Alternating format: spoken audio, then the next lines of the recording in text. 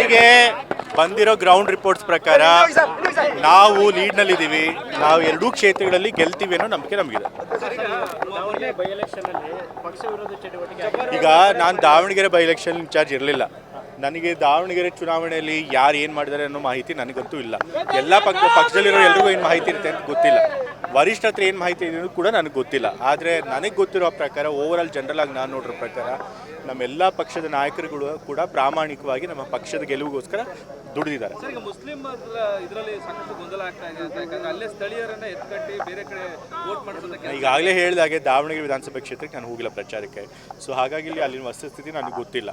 But ಅಲ್ಲಿ ಏನೋ ಕೆಲವು ಗೊಂದಲ ಇತ್ತು ಟಿಕೆಟ್ ಅನೌನ್ಸ್ ಮಾಡೋ ಸಂದರ್ಭದಲ್ಲಿ.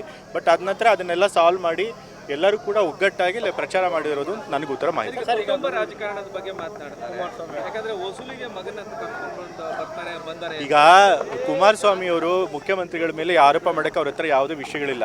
ಹಾಗಾಗಿ ಏನಾದರೂ ಒಂದು ಮಾತನಾಡಬೇಕಲ್ಲ, ಏನಾದರೂ ಟೀಕೆ ಮಾಡಬೇಕು ಅಂತಲ್ಲ ಅಂತ ಹೇಳಿ ಮಾಡ್ತಿದ್ದಾರೆ. ಇದು ಮೊದಲನೇ ಸರಿಯಿಂದಲ್ಲ, ನಮ್ಮ ಸರ್ಕಾರ ಬಂದು ಮೊದಲನೇ ವರ್ಷದಿಂದ ಅದನ್ನೇ ಮಾಡ್ತಾ ಇದ್ದಾರೆ. ಏನೂ ಸಾಕ್ಷ್ಯಾಧಾರಗಳು ಸುಮ್ಮನೆ ಅವ್ರು ಹೇಳೋಂಗಿದ್ರೆ ನಾನು ಹೇಳ್ತೀನಿ. ಇವ್ರು ಮುಖ್ಯಮಂತ್ರಿಗಳಾಗಿದ್ದಾಗ ಕೂಡ ಇವ್ರ ಕುಟುಂಬದವರೆಲ್ಲ ವಸೂಲಿ ಮಾಡ್ತಿದ್ರು ಅಂತ ಹೇಳಿದ್ರೆ ಸುಮ್ಮನಿರಾಗ್ಬಿಡುತ್ತಾ? ಅದಕ್ಕಿಂತ ಸರಿಯಾದ ಸಾಕ್ಷ್ಯಾಧಾರ ಕೊಡಬೇಕು. ಏನೂ ಇಲ್ಲ ಸುಮ್ಮನೆ ಆರೋಪ ಮಾಡಿದ್ರೆ ಅದಕ್ಕೆಲ್ಲ ಉತ್ತರ ಕೊಡೋಕ್ಕಾಗಲ್ಲ. 99ರಲ್ಲಿ ಸಿಎಂ ಸಿದ್ದರಾಮಯ್ಯ ಅವರು ಸೋತಾಗ ಕಣ್ಣೀರಾಗ್ತಾ ಇದ್ರು, ಬಕೆಟನ್ನು ಇಟ್ಟಿದ್ರು, ಬಕೆಟೇ ತುಂಬೋಗ್ತಾ ಇದ್ರು. ಆ ರೀತಿ ಎಲ್ಲ ಟೀಸ್ ಮಾಡಿ ಮಾತನಾಡ್ತಾರೆ. ಆಮೇಲೆ ದೇವೇಗೌಡರು ಅವರನ್ನ ಸಮಾಧಾನ ಮಾಡಿ ಅವರು ಯಾವಾಗಲೂ ಕೂಡ ಸುಳ್ಳು ಟೀಕೆಗಳನ್ನೇ ಮಾಡೋದು.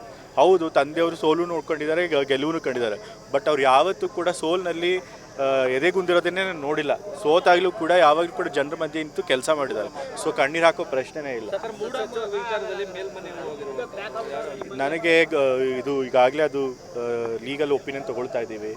ಲೀಗಲಾಗಿ ನಾವೇನು ಫೈಟ್ ಮಾಡಬೇಕು ಮಾಡ್ತಿದ್ವಿ. ಆದರೆ ನನಗೆ ಹೇಳಿರೋ ಪ್ರಕಾರ ಇಡಿ ಅವ್ರಿಗೆ ಯಾವುದೇ ಲೋಕಲ್ ಸ್ಟ್ಯಾಂಡಿನೇ ಇಲ್ಲ ಅಲ್ಲಿ ಅಪೀಲ್ ಮಾಡೋಕ್ಕೆ ಅಂತ ಲಾಯರ್ಗಳೇ ಹೇಳಿದ್ದಾರೆ. ಸೊ ಹಾಗಾಗಿ ನಾವು ಅದನ್ನು ಫೈಟ್ ಮಾಡ್ತೀವಿ. 2.5 ಆಯಿತು, ಕ್ರಾಂತಿ ಆಗತ್ತೆ ಅಂತ ಏನೂ ಆಗ್ತಾ ಇಲ್ಲ.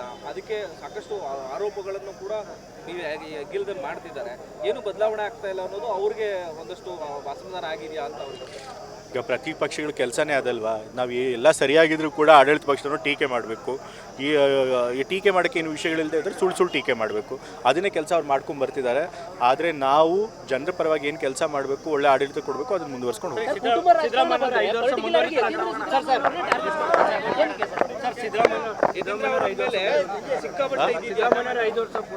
ಈಗಾಗಲೇ ಸಿದ್ದರಾಮಯ್ಯ ಅವರೇ ಅದ್ರ ಬಗ್ಗೆ ಅಸೆಂಬ್ಲಿನಲ್ಲಿ ಮಾತನಾಡಿದ್ದಾರೆ. ಸೊ CM ಅವರೇ ಮಾತನಾಡಿದ ಮೇಲೆ ಮತ್ತೆ ಅದ್ರ ವಿಷಯವಾಗಿ ನಾನು ಹೆಚ್ಚಿಗೆ